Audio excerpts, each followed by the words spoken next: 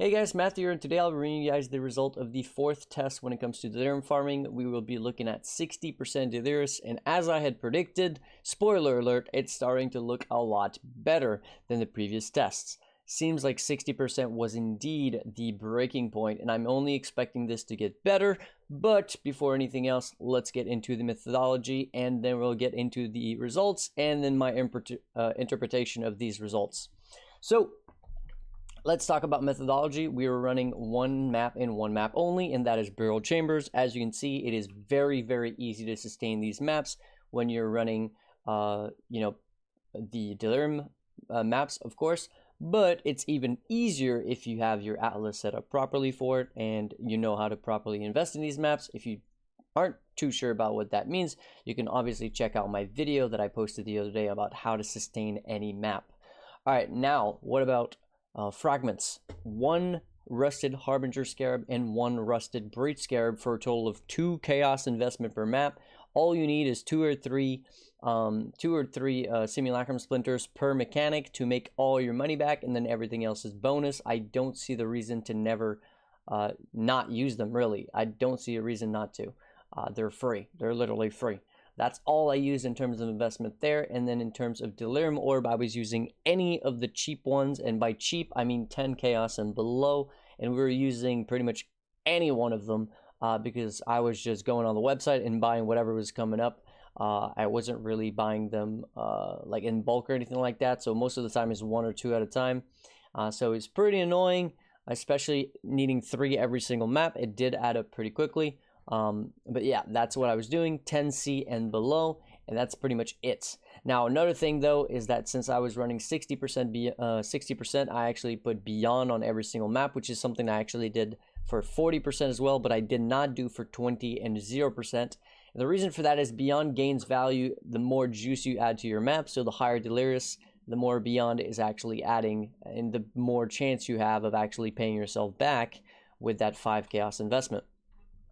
Especially with the price of simulacrums dropping pretty significantly. We are talking about over an X per simulacrum less than just a few days ago, but somehow still we managed to make more currency, as you'll see in the results section. That's pretty much it. Now, of course, we were forcing the poison sextant. I was using the simple sextants for that. The poison sextant looks like I'm out of sextants, but it basically gives you a bunch of damage, a bunch of move speed, as I've already mentioned in my last videos. So let's talk about the results and then the interpretation of these results. So let's see. All right, so 2,517 chaos. Now, this is actually not 100% accurate. We would have to also add on top of this the value of maps, and we farmed 350 chaos worth of maps, and this is calculating T15s at 5 chaos each and T16s at 6 chaos each, and this does not include guardian maps, which we did actually find, but I did decide not to count those in because I wasn't exactly sure how many. So total of 2,867 chaos. But that is not pure profit. We do have to remove our initial investment, which is 600 chaos. Now, we didn't need 600 chaos investment, but that was basically 100 chisels, 100 scours, 100 alchemies. But 300 chaos that I initially put in there was to buy delirium orbs for the entirety of the test, so I wouldn't have to like sell anything. I could just keep going if ever there was problems with the API or something like that, or if ever we weren't getting sales, which didn't really happen to be a problem in the end. So we have to remove 605 chaos to see how much money we actually made. This gives us a total of 2,262 chaos. If we go ahead and divide that by exalts, which are currently at 81C, that means that we made nearly 28 exalt over the span of 6 hours. So now, if we divide that by 6, you'll see that our profit per hour was over 4.5 exalts every single hour. This is what I like to call some pretty juicy results, and I think it's only going to get better. And I'll tell you guys why once I'm done explaining these results. So 4.6 though, we did have some lucky drops. We dropped a primordial might, which is at 1.5 exalt, and then we also dropped, I believe, 2 exalts, and I sold something for an exalt. So if we were to remove all of those, that would be 4 lucky drops, which means our 27.9 exalts. If we remove all lucky drops, that means we're removing 3 4.5. So minus 4.5 exalts. That would bring us to 23.4 divided by 6. A total of just shy of 4 exalts per hour, which means that even with no lucky drops whatsoever, we made way more currency than we made in any of the previous tests. We made more currency with even some of the lucky drops considered in some of the previous tests, despite the fact that simulacrums have drastically dropped in price from 2.5 exalts a few days ago all the way down to 1.5 exalts currently, which is a massive, massive drop. So why did we make so much money? Well, the reason is quite simple. The more Delirious you put into your map, the more multipliers you have on just about everything. For example, the biggest thing here is that whenever we do 60% Delirious maps, we are actually guaranteed both bosses, both Delirium bosses every single map. And if you pair that up with Persecutory Delusions, which gives us 100% increased simulacrum splinters, that means double the splinters from the bosses. They are dropping 22 simulacrum splinters each for a total of 44. That is an insane amount, and they are 100% going to be on every single map, on a 60% Delirious map anyways, because of Persecutory Delusions.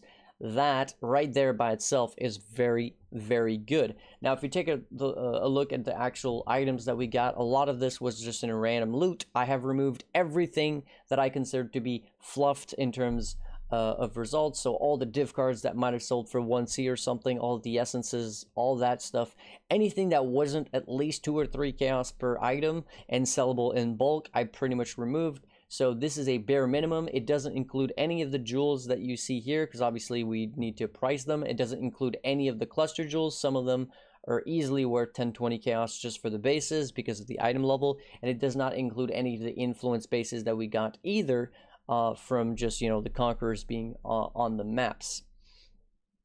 That's pretty decent, I would have to say, for a 6-hour play session to make nearly half of a headhunter. Not quite half, but 28 exalts if we do consider these luckier drops. Now, I wouldn't say that I got lucky whatsoever.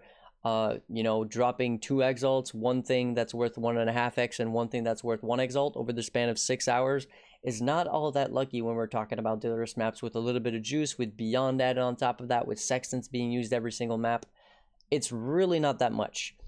So again, this is why I think the results are way better. It's especially the fact that the simulacrum splinters are much more available when you're guaranteed to get the Delirium bosses, especially when you get double the splinters on every single one of those.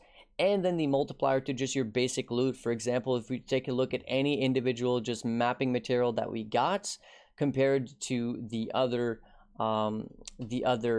tests, you'll see that they're significantly higher because there's a pretty big jump between 20 and 40 Delirium, 40 and 60, and then 60 and 80. Now, the other reason why I think it's a pretty decent in terms of an increase in terms of money made here is because we had to force on the Poison Sextant for 40% Delirious while we weren't getting that much out of the maps. On 60%, we have to actually force it as well, but we are getting significantly more. So it means that forcing that Poison Sextant is more and more valuable, if you will. And that's pretty much it for the results of the tests. Tomorrow I'll be doing the 80% test. And as I said already, I'm expecting that to be even better. So hopefully you guys enjoyed. That'll be it for the video. But before I go, as always, huge thank you to my supporters. Johnny, Michael, Cluzy, Zarachi, Luro, Gaikona, JW Player, Scott, Justin, Alex, Ollie, Matt, Kevin, Hayden, Bitizen, and Axel, as well as, of course, anybody else who has supported me in the past or who wishes to remain anonymous. Thank you guys very much, and I'll catch you guys in the next one. Peace.